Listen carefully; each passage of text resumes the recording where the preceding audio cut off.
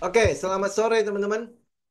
Ini hari ini sebenarnya tidak banyak yang bisa kita bicarakan ya. Cuman pollingnya yang menang yang itu ya, yang kita tetap akan ngadain ya. Oke, baik. Kita lihat sebentar ya.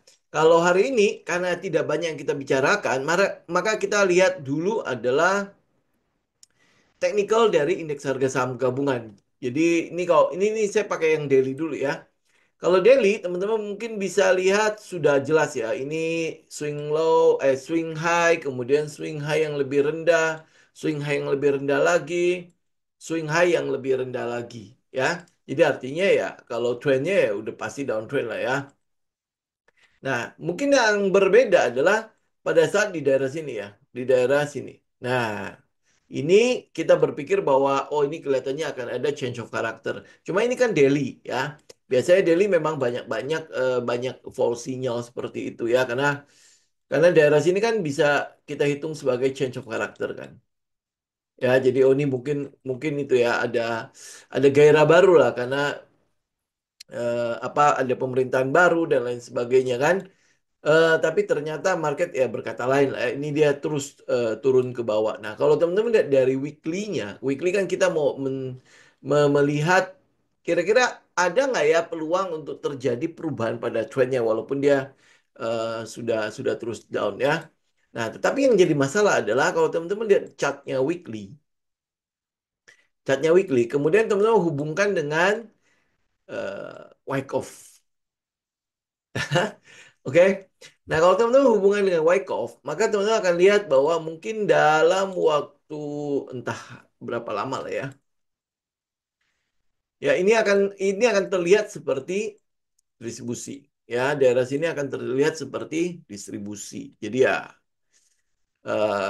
kalau teman-teman tidak terlalu senang dengan marketnya ya memang udah begitu dari 2022, itu sampai 2025 ini adalah fase distribusinya si indeks harga saham gabungan ya saya geser dulu. Nah, jadi ini teman-teman mungkin akan lihat ini jadi utat.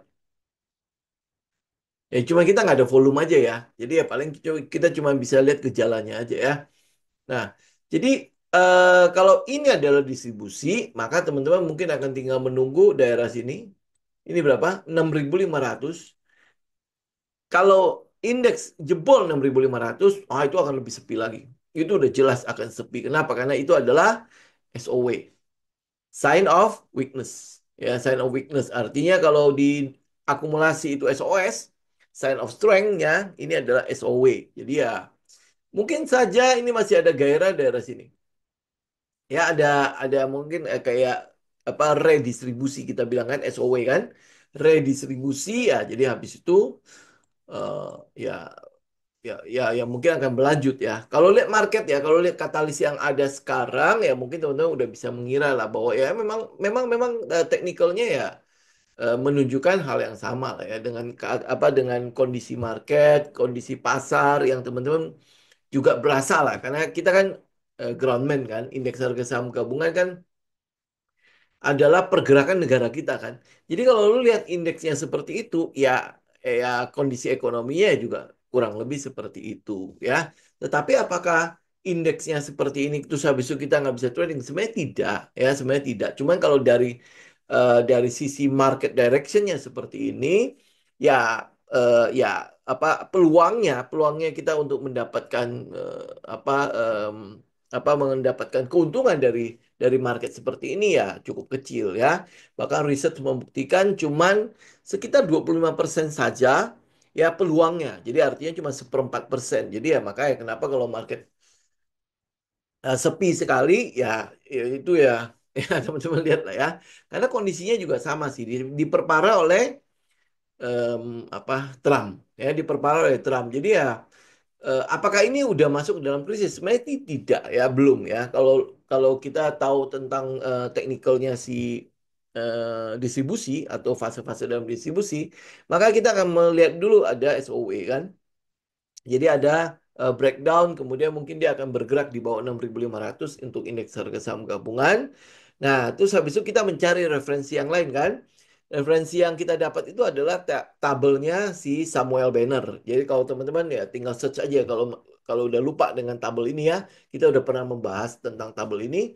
Jadi mungkin kita akan stay pada apa trend indeks harga saham gabungan yang sideways itu mungkin selama setahun lebih.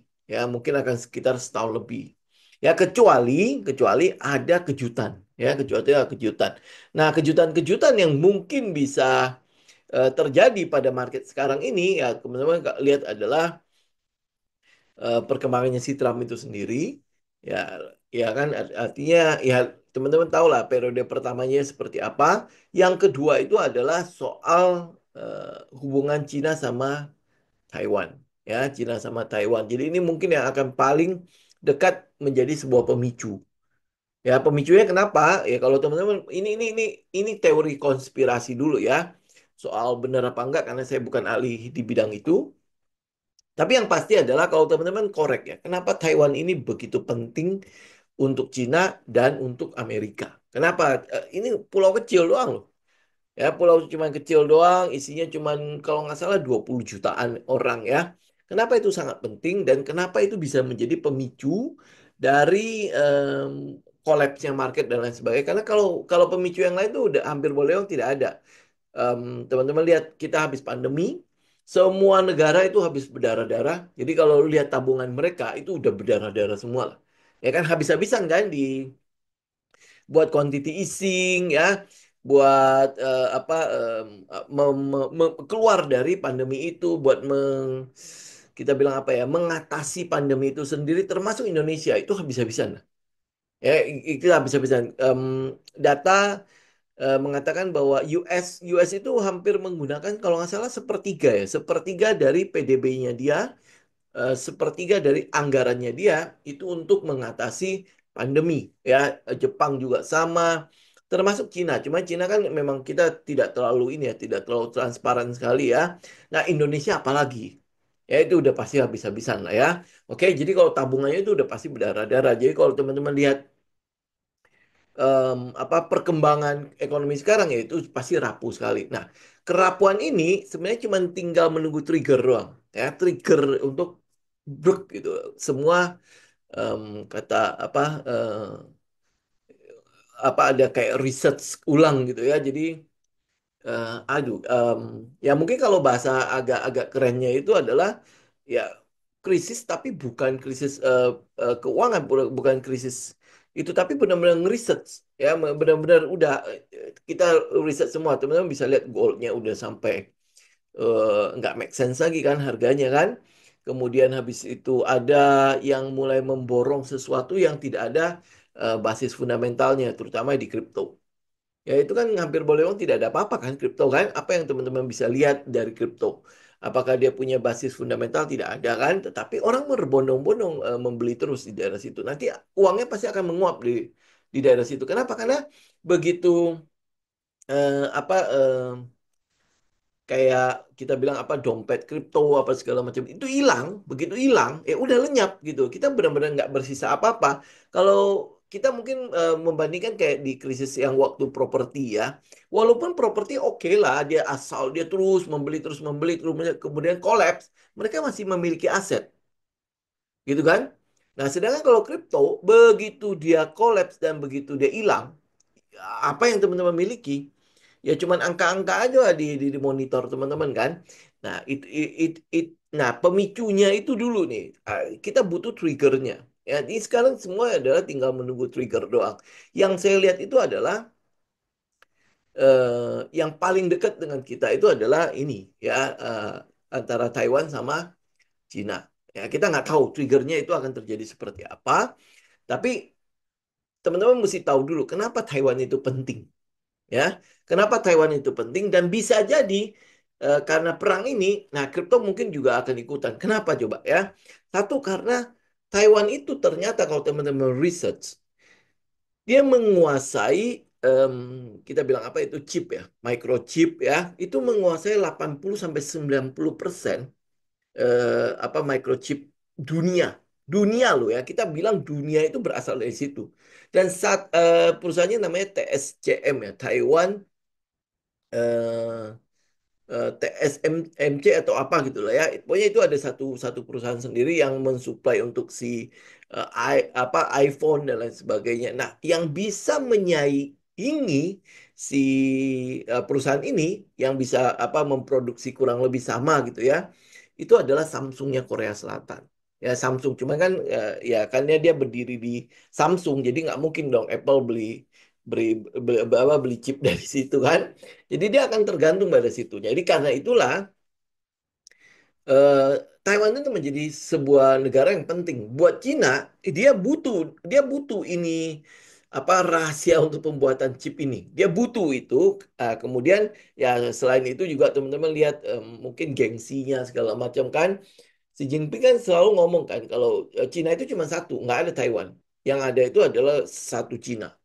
Ya kan satu Cina. Jadi kalau sampai Taiwan ini sampai lepas kemudian merdeka, nah ini kan ceritanya seperti itu ya apa kita bilang apa ya? Ya artinya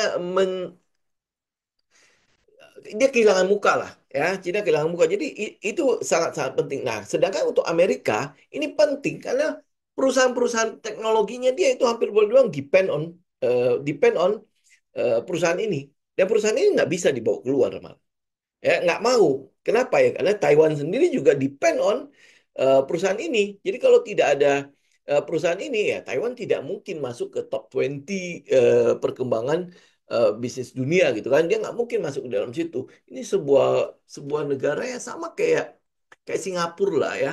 Cuma dia lebih gede dari Singapura ya. Singapura cuma 33 juta orang, ini masih ada 20 juta. Ya kalau saya membandingkan itu mirip-mirip Pulau Batam kali ya, kayaknya ya segedenya itu. Ya mungkin mungkin sekitar itu ya, atau mungkin dia NTT NTB itu dijadiin satu atau seperti apa lah ya. Tapi teman-teman nggak lah ya, tahu tahu tahu geografinya lah, tinggal tinggal baca sendiri lah ya. Tapi ini bisa jadi menjadi sebuah trigger untuk riset dari perekonomian bahkan ya riset perekonomian. Nah, kalau teman-teman lihat lagi lebih jauh, setiap kali pergantian apa ya, pergantian negara adik kuasa, setiap kali pergantian negara adik kuasa, itu pasti akan ada em, apa ya, kayak kita bilang dalam tanda petik kayak perang gitu ya. Ya, jadi kayak misalnya contoh ya, dulu kan sebelum Amerika berkuasa, yang apa yang mata uangnya dipakai dunia itu dulu kan Inggris. Ya, Inggris yang berkuasa duluan kan. Makanya teman-teman lihat ya, negara jajahannya kayak Singapura, kayak Malaysia, terus negara Commonwealth siapa lagi ya? Australia ya. Dan itu kan dia punya banyak sekali negara ya. Dia punya banyak sekali jajahan. Jadi artinya dia cukup berkuasa kan. Nah, kemudian terjadi Perang Dunia Kedua kalau nggak salah ya. Ya, Perang Dunia Kedua membuat adanya shifting, ya, adanya shifting dari kekuasaan atau pemimpin pemimpin dunia. Ya, dari Inggris akhirnya bergeser ke Amerika. Ya, sampai sekarang. Nah, kita lihat ya, dominasi Amerika kan udah mulai mulai mau digeser oleh Cina. Ya, mulai mau digeser oleh Cina. Kalau saya bilang sih harusnya sudah tergeser lah ya. Artinya gini, kenapa dia udah tergeser? Kita lihat ya, em, sampai sekarang kita masih menggunakan produk Cina lah ya, benar nggak? Ya, hampir boleh dibilang sekarang, em, ya seluruh dunia lah ya. Kalau nggak ada produk dari Cina, oh itu kayaknya susah untuk hidup ya. Oke, ya. Ya, kita akui aja ya. Jadi Cina memang tidak menguasai dunia dengan perangnya dan lain sebagainya, tapi dia mencoba untuk menguasai dunia dalam hal perekonomian. Termasuk di dalamnya adalah yang sering dibilang apa China debt trap ya. Jadi jebakan utang Cina. Karena sering sering ngomong gitu kan kayak Afrika lah. Afrika kan sekarang kan hampir boleh dibilang utang-utang mereka semua lebih banyak dari Cina kan. Dan infrastruktur mereka segala macam semua dibangun oleh Cina. Ya. Nah, jadi teman-teman lihat, kalau kalau ini mau digeser, biasanya kalau ada karena ini polanya ya. Waktu itu kalau nggak salah sebelum Inggris itu Belanda kalau nggak salah ya. Belanda ada VOC-nya yang begitu besarnya ya, dia menguasai apa rempah-rempah ya. Jadi di Perang Dunia Pertama, kemudian habis itu akhirnya si si Belanda jadi Perang Dunia Kedua, Inggris, Amerika kan. Seperti itu ya, ada pergeseran ya, ada pergeseran pemimpin dunia. Nah, sekarang kalau untuk ngeriset ini bisa jadi ya dari dominasi Amerika bisa jadi akan bergeser ke Cina. Bisa lo, bisa jadi lo ya. Nah, kalau itu terjadi, biasanya akan terjadi sesuatu di sana. Sesuatu yang besar. Ya, sesuatu yang besar. Nah, trigger untuk terjadi itu, yaitu salah satunya yaitu negara yang kecil itu. Ya, negara yang kita sebut sebagai Taiwan sekarang. Ya, nah kita tinggal menunggu. Nah, tetapi kenapa Cina kan udah beberapa kali tuh melakukan apa itu namanya? Latihan militer ya. Latihan militer di selat itu kan. Ya, tujuannya apa sih? Tujuannya dia latihan. Ya, ngomongnya latihan, tapi sebenarnya dia sedang membangun strategi dan coba diterapkan. Coba diterapkan di lapangan kira-kira seperti apa. Ya, itu berapa kali kan? Ya, itu berapa seperti apa, terus habis itu reaksi negara-negara sekitarnya seperti apa gitu. Dan kita lihat sekarang Cina itu dengan kekuatan militernya udah jauh lebih berbeda dengan sebelum-sebelumnya kan. Jadi ini sebenarnya tinggal menunggu trigger doang. Oke. Nah, kalau si Trump terus memaksa itu bisa jadi loh ya, bisa jadi ini kalau si Cina ya udah nggak terlalu kuat lagi ya bisa jadi di situ dia lakukan ya. Buktinya sekarang gini. Trump kan akhirnya mengenakan Cina 10% kan. Dia menunda untuk Meksiko dan Kanada, tetapi Cina itu 10% dia kenain. Nah, yang kita lihat setelah pengenaan tarif itu, kayaknya kondisi di US itu mulai kekurangan yang namanya bahan baku ya. Ya, bahan baku, kemudian em, yang kita lihat di media sosial ya, ini mungkin sudah mulai ada keluhan-keluhan dari warga negaranya sendiri apa tentang keadaan ekonomi di negara setempat ya. Kemudian habis itu The Fed kan ogah ya, ogah menurunkan suku bunga dan ogah juga diintervensi. Ya, kita akan lihat nanti ada kesaksian Powell, gubernur The Fed itu di hari Rabu atau hari Kamis gitu ya di Senat sama di DPR tuh ya dia akan memberikan kira-kira nanti gambarannya seperti apa sih. Lu mau nurunin lagi nggak suku bunga di tahun ini ya kalau misalnya ini kan bentar lagi juga ada CPI kan. CPI itu ya inflasi lah, data inflasinya US, data inflasi retail sama PPI. PPI itu adalah data inflasi wholesale-nya si US. Jadi dua-duanya akan menentukan The Fed itu mau turunin suku bunga apa enggak. Nah, itu dalam negerinya mereka saja sudah cukup bermasalah. Nah, belum lagi teman-teman tahu ya, departemen yang dipimpin oleh Elon Musk, Doge, ya, Doge. Ini Doge ini lagi bikin masalah besar di US sama kayak di Indonesia. Sekarang kan pemotongan anggaran gila-gilaan kan. Cuman kalau di Indonesia ya cukup Bu Sri Mulyani saja yang ngurusin itu kan. Tetapi kalau di US mereka benar-benar bikin satu departemen dan dipotong semua termasuk Pentagon. Termasuk militernya mau diusut, mau di apa namanya dikorek lah keuangannya ini sebenarnya korupsi atau enggak punya nanti akan dipotong-potong. Nah kemudian beberapa departemen sudah mengajukan ke pengadilan untuk mencegah dibukanya anggaran mereka. Nah itu terjadi di dalam negeri mereka. Nah apalagi ya teman-teman lihat di luar ya kayak gitulah ya. Em, ya kita kita bicara ya paling cuma situ aja ya sampai situ doang ya. Nah nanti data-datanya tinggal kita pantau apakah benar akan benar-benar akan jadi sebuah research karena riset ya, riset bukan riset ya. Resetting untuk indeksnya, untuk ekonomi dunia itu sendiri. Jadi kalau kita lihat sekali lagi, ini adalah chart weekly. Kalau di depan teman-teman itu adalah chart weekly-nya indeks harga saham gabungan. Kalau sampai dia jebol 6.500, kemungkinan memang masih akan ada redistribusi di berapa ini 6.000 sampai 6.500 mungkin nanti dia masih akan ada pergerakan sideways di situ lah ya sambil menunggu trigger untuk peng benar-benar pem gitu ke bawah gitu. Nah ini yang kita tunggu. Nah kemarin kan yang di daerah sini triggernya apa sama masih di pemerintahnya si Trump juga kan. Bentar saya geser dulu karena di IG nggak gitu kelihatan. Nah kemarin yang di sini triggernya apa ya, triggernya adalah pandemi ya kan. Jadi ini kalau teman-teman lihat ini sebentar saya kotakin biar kelihatan. Kelihatan nggak? Ini,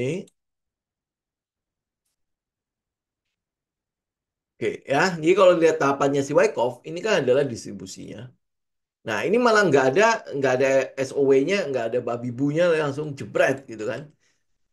Ya, dan kebetulan karena dia pandemi, jadi ya udah itu sebuah kejutan. Nah, kita nggak tahu yang ini bakalan seperti apa. Cuman kalau lihat dari ini kondisi teknikalnya, kondisi teknikal ini ada kemungkinan masih ada SOW-nya. Karena tidak ada kejutan yang sehebat pandemi COVID kemarin. Itu benar-benar seluruh negara, ya seluruh negara itu kolaps kan. Ya, seluruh negara itu kolaps. Jadi benar-benar sampai lockdown segala macam itu hampir tidak ada perekonomian sama sekali. Gitu. Ya, ya jadi ya kita tunggu aja triggernya. Itu aja sih. Itu aja yang bisa kita lihat. Ya, Pak Nunu apa ya? Saya ngelihatnya itu kalaupun mantul di 7.400, 7.500 terus turun karena head and shoulder ya. Ini maksudnya daerah sini nih. Ini ya Pak. Ya, kalaupun nanti mantul ya dia kayak gini ya. Gitu ya. Nah, kalau dia head and shoulder sih mungkin lebih gampang ya kita kita punya ukurannya ya. Nah, ini pokoknya udah tinggal kita nunggu aja lah. 6.500 jebol apa enggak? Kalau nggak jebol ya paling cuman nutupin ini aja nih. Ini kan soalnya ada gap-gap yang terjadi kan pada saat penurunan ini kan. Ada gap kan. Ya, di situ kalau lu lihat ada gapnya. Di daerah sini itu ada gap. Ya, kita lihat di daily deh. Nah, kalaupun mantul, ya mantulnya kurang lebih ya daerah sekitar 7.000. Ya, ini kalaupun mantul ya. Ini kan ada potensi mantul kan? Ya, kalaupun mantul ya paling mantul ke daerah sini untuk tutup gap. Ya, kalau dia sampai bagus, ya paling dia uji lagi ke daerah sini. Ya, 7.400 lah. Kalau 7.500 kayaknya agak ini ya, agak optimis ya kayaknya ya. Tapi ya kalau dia dia bisa sampai ke 7.500 ya good lah. Ya, tapi sekali lagi ini adalah daerah yang mau kita waspadai di mana 6.500. Jadi kalau dia jebol 6.500 ya bakalan ke sekitar 6.000 sampai 6.200. Ya itu kurang lebih. Ya keputusannya bagaimana untuk indeks harga saham gabungan ini ya teman-teman tinggal masing-masing lah ya. Kalau memang masih ada katalis yang bagus, ikutin. Terutama ini sebentar lagi akan ada laporan-laporan keuangan ya. Nah itu mungkin akan jadi em, itu pantulan dari indeks ya. Mungkin kayak gitulah ya. Pantulan indeks untuk laporan-laporan keuangan yang masih bagus ya. Tetapi itu juga menjadi sinyal buat kita ya udah keluar barang lah gitu ya. Jadi kalau sampai dia tembus 6.500 ya sudah mendingan sih kalau kalau daripada kita diombang-ambing pegang cash. Ah, ini sinyalnya ya. Kalau dia tembus 6.500 dan saham-saham yang kita pegang itu sudah kena trailing stop ya sudah pegang cash dulu untuk sementara. Ya pegang cash dulu kita lihat dulu apakah SOW-nya masih mampu untuk menghasilkan katalis sama katalis nggak? Ya terutama masih berhubungan dengan apa ya? Em, Ya jujur aja saya sih agak skeptis dengan katalis-katalis yang ada saat ini ya. Misalnya contoh makan bergizi gratis. Walaupun dia sekarang dari 71 triliun mau ditingkatkan menjadi 100 triliun, tapi banyak sekali anggaran yang dipotong. Ya, anggaran yang dipotong, terutama anggaran yang berhubungan dengan apa infrastruktur. Teman-teman bisa bayangkan nggak sih nanti ya ke depannya, jangan heran kalau teman-teman ketemu banyak sekali jalan-jalan yang rusak. Itu anggarannya benar-benar dipotong habis-habisan karena PU kan. Kementerian PU itu adalah kementerian yang dipotong habis-habisan. Ya termasuk di dalamnya adalah IKN. Ya IKN. Jadi nggak tahu target untuk sholat Id di masjid IKN nggak tahu tetap jadi apa enggak ya. Cuma kalau anggarannya nggak ada gimana cara menyelesaikannya ya.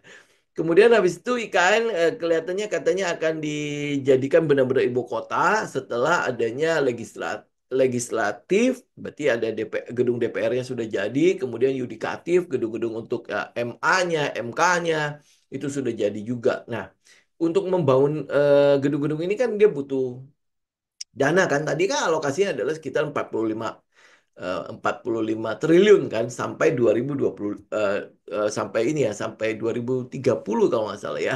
Ya artinya sampai pemerintahan Prabowo selesai ada 40 triliun lebih untuk membangun apa tiga gedung itu pokoknya sampai selesai lah, sampai dia bisa dijadikan IKN. Itu pun di hold anggarannya. Ya, jadi ya ini ya, makanya kenapa saya bilang agak skeptis. Kayak tanggal 11 ini, 11 Februari ini kan udah mulai lagi satu program yang disebut sebagai check up. Check up gratis ya, check up gratis. Ini jangan buru-buru lah. Jangan buru-buru teman-teman. Oh, ini kayaknya sektor farmasi akan bergerak nih. Ya, belajar dari makan bergizi gratis. Ya, saya juga agak skeptis ya, apakah sektor farmasi benar-benar akan bergerak karena ada program check up gratis ini. Ya, karena itu kita kita butuh semua data-data yang ada untuk konfirmasi. Ya, jadi itu indeks ya, itu kurang lebih indeks ya. Kita lihat ke depannya, em, jangan sampai ada trigger. Ya, jangan sampai ada trigger. Ya, moga-moga itu masih sesuai dengan tabelnya si Samuel Banner. Kita mungkin masih akan melihat adanya pergerakan indeks yang masih mungkin ya sideways atau konsolidasi sampai ke 2026 ya. Ya, kita masih bisa lewatin lah 2025. Nah, 2026 itu mungkin akan jadi eh, apa ya deg-degan yang sesungguhnya karena apa polanya si Banner itu menunjukkan bahwa 2026 itu akan jadi koreksi. Ya, nah koreksinya setajam apa? Ya tergantung triggernya. Ya, itu yang kita tunggu. Oke? Oke, teman-teman sampai di sini ada pertanyaan nggak?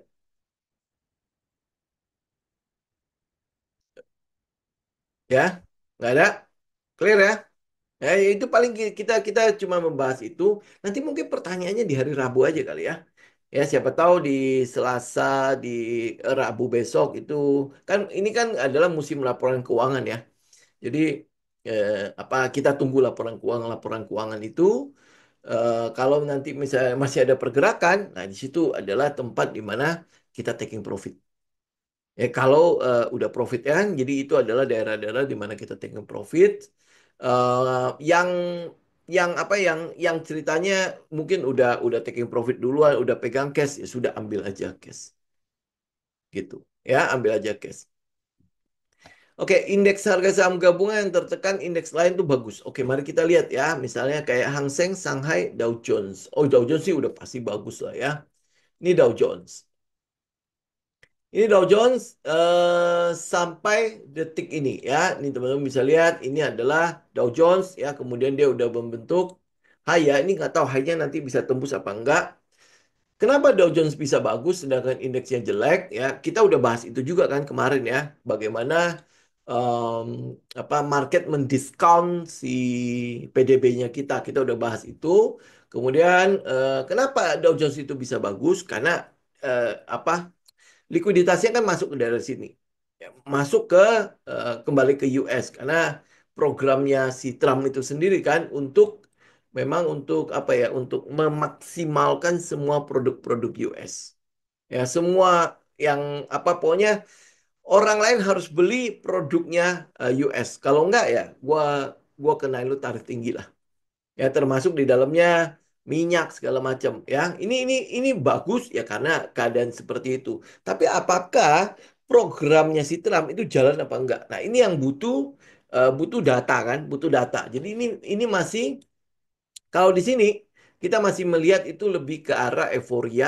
Kita masih lihat itu adalah pergerakan yang sifatnya itu adalah emosi ya karena Trump kan jadi oh ya benar si Trump oh mulai ini mulai itu ya jadi ini euforianya di situ kemudian laporan keuangan yang keluar itu masih menunjukkan apa perusahaan-perusahaan besarnya itu masih masih masih cukup menguntungkan ya nah kedepannya apakah programnya si Trump itu benar-benar bisa menguntungkan perusahaan-perusahaan itu atau tidak nah kita akan lihat ya ini polanya ya akan ada koreksi ya apalagi di sini ada gap akan ada koreksi ya mungkin ya kalau teknikalnya mungkin nutupin gap ya kemudian nanti pasti akan ada konfirmasi terhadap data ya setelah datanya oke benar bagus nah, baru akan terjadi pergerakan yang sesungguhnya tapi kalau misalnya datanya ternyata cuman ngomong besar doang itu ternyata ya cuman omon-omon doang kata Pak Prabowo kan nah kalau cuma omon-omon doang ya udah ya dia akan senasib dengan indeks harga saham gabungan oke itu untuk si Dow Jones kemudian kita lihat si Hang Seng. Sebentar, Hang Seng kayaknya saya nggak ada. Nah ini Hang Seng. Seng 50. Teman-teman kalau lihat ya Hang Seng ya. Kita lihat ini. Nah, Hang Seng ya ini sebenarnya sudah turun duluan. Yang ini kalau lihat ya 2000, dari tahun 2000 ini kan indeks kita dari indeks harga saham gabungan di tahun 2022 ini kan jeblok ya. Kemudian habis itu dia naik sendirian kan, dia naik kan, Hang Seng kan turun nih. Hang Seng malah turun kan. Jadi Hang Seng sudah turun duluan. Jadi kalau dia naik sebenarnya tidak mencerminkan kalau dia lebih baik daripada indeks harga saham gabungan. Nih kalau cek lagi ya. Ini Hang Seng, ini indeks ya. Teman-teman lihat ya. Sorry. Ya dari 2020 ini dari 2020 indeks kita kan naik. Ya, sedangkan Hang Seng itu naik tapi sebentar doang kemudian turun. Benar nggak?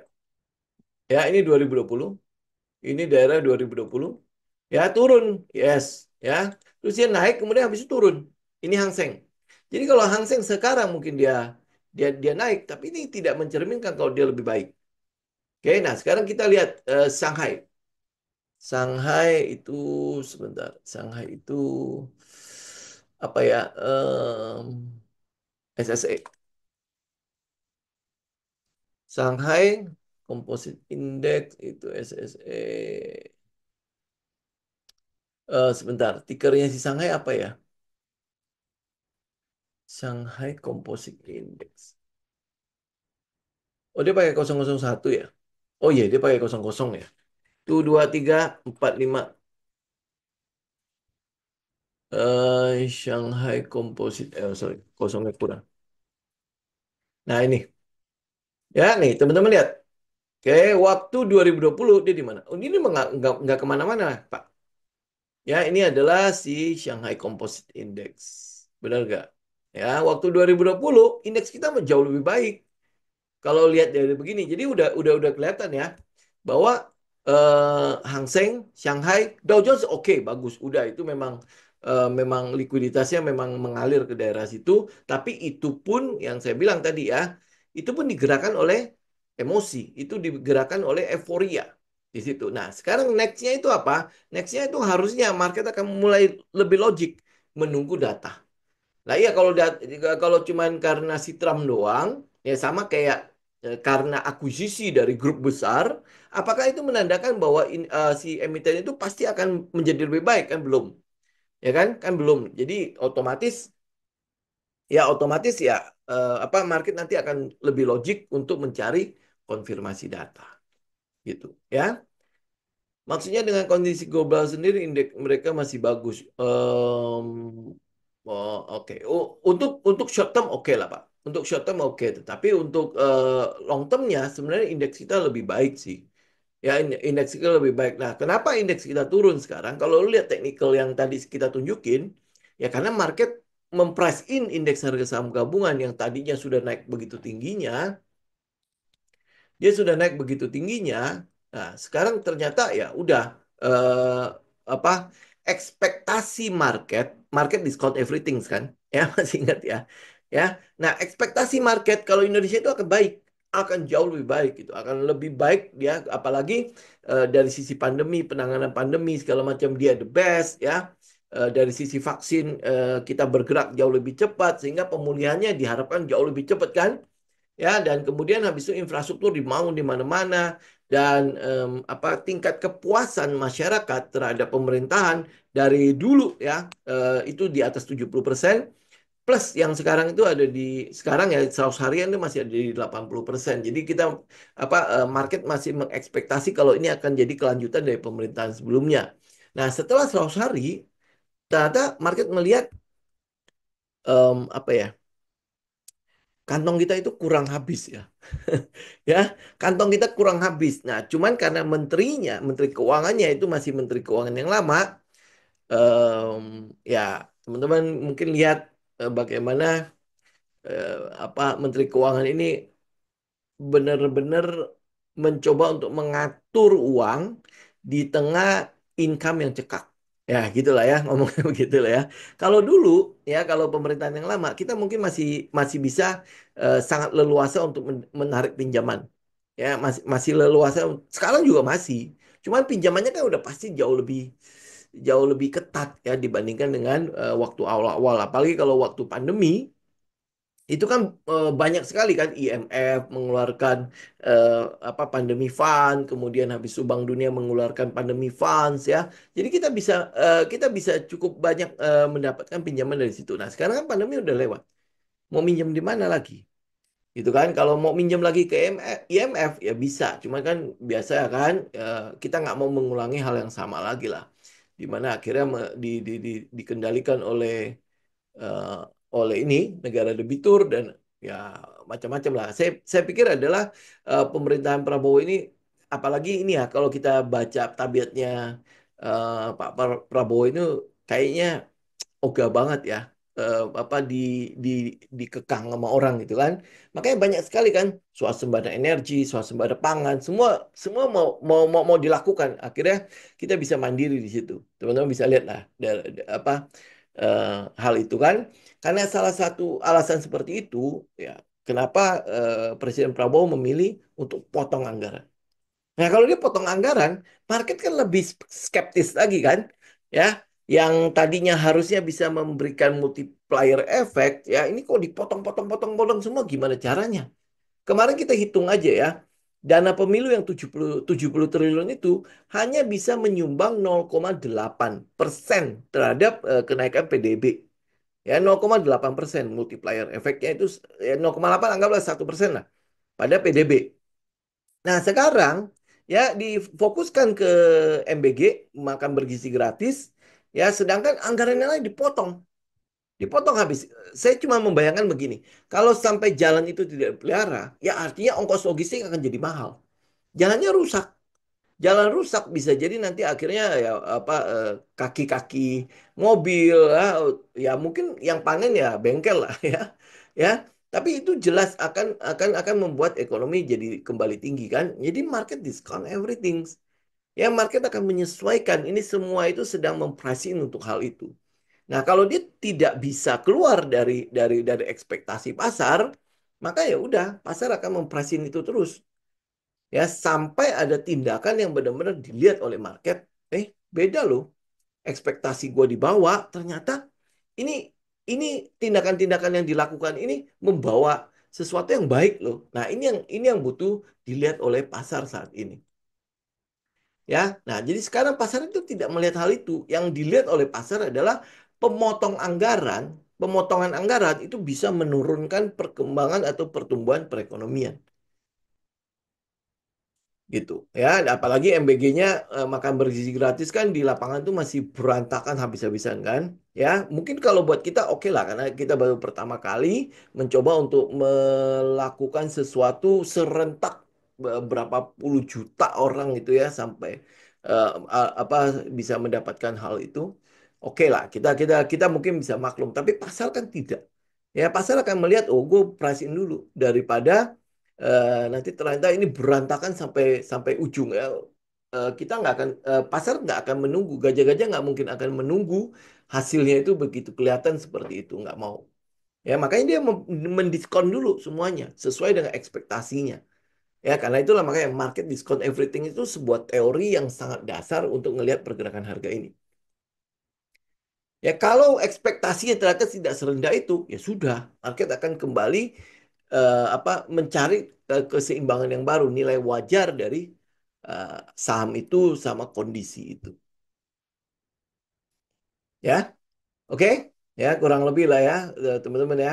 Kalau yang nggak ngerti soal market discount everything, ya, lu bisa cek di Google, ya, lu bisa cek di AI, ya, segala macam, ya, tanya-tanya aja di situ. Kita nggak mungkin menjelaskan itu kembali karena itu benar-benar teori yang sangat dasar gitu ya, dalam pergerakan harga gitu.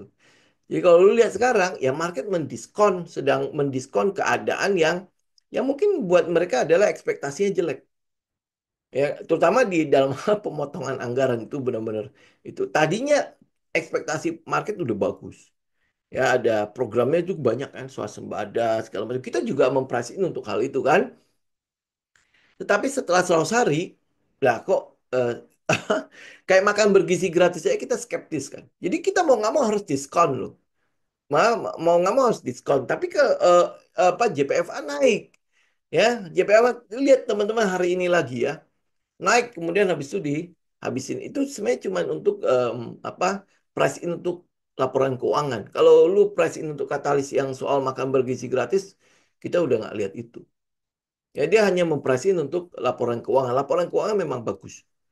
Ya untuk 2024 untuk JPFH itu pasti bagus. Kita udah clear untuk itu ya. Nah, sebagus apa? Ya sekarang market sedang sedang menuju ke situ, sedang mencoba untuk mendiskon hal itu. Apa laporan keuangan yang bagus. Tapi itu apa ya? em, Kita lihat ya, cukup kasar. Ya, teman-teman bisa lihat ke JPFA lah. Itu yang cukup kasar ya. Kasar sampai gimana ya? Saya sih jujur nggak berani nggak berani ikutin ya. Teman-teman bisa lihat ya. Ini jelas kasar banget ya apa pergerakannya ya. Saya ambil daily dulu. Nah,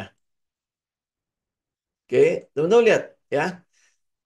Divergence demi divergence kan kita udah belajar tentang volume spread analisis ya. Ya, nah lu bisa lihat ini divergence gak yang saya tandain itu. Itu kan divergence kan? Divergence. Hari ini divergence lagi. Nah, jadi ini kan sebenarnya kita sudah mulai eh, apa ya? Gimana nih ya kalau lu lihat volume VSA kenaikan harga naik betul, tetapi penurunan pada volume, ya kan jadi sebuah pertanyaan ya, betul nggak? Ya, jadi kita nggak pernah bisa tahu market ini akan datang sampai kemana. Kemudian habis itu laporan keuangannya keluarnya kapan juga nggak ketahuan kan? Tetapi ya karena Gajah udah punya banyak barang, dia mau nggak mau harus keluar barang kan? Ini jelas ya kalau buat saya sih ini kasar banget, ya kasar banget. Ya pergerakan ini kalau misalnya dia full candle, ya dengan volume sebesar ini jelas ini adalah harmoni kan. Ya, tetapi yang terjadi adalah ini divergence dengan shadow, kemudian full candle. Jadi kita tahu bahwa ya, mereka sedang berlomba-lomba untuk keluar, ya keluar barang. Nah, memang itu bukan titik paling atasnya. Ya, nanti titik paling atas mungkin nanti akan ada volume yang jauh lebih besar lagi dari itu. Ya, cuma kita nggak pernah tahu kan, ya market mendiskon ini sampai sejauh apa. Ya, tetapi yang pasti adalah karena dia punya apa yang dia kumpulin besar, jadi dia harus keluar barang eh, apa harus ada satu periode di mana dia harus keluar barang yang lumayan. Kalau di Wyckoff kan kita harusnya menunggu distribusi ya.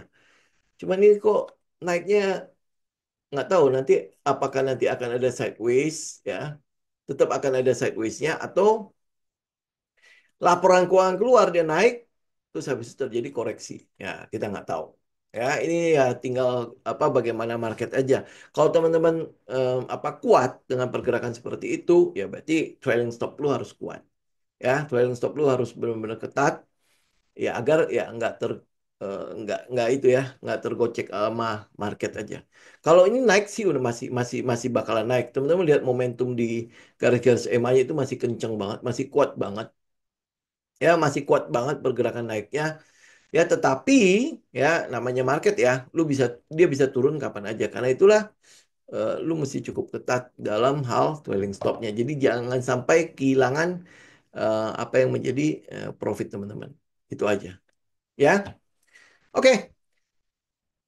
Saya pikir untuk hari ini kita cukup dulu ya MLPL kita nggak main Pak.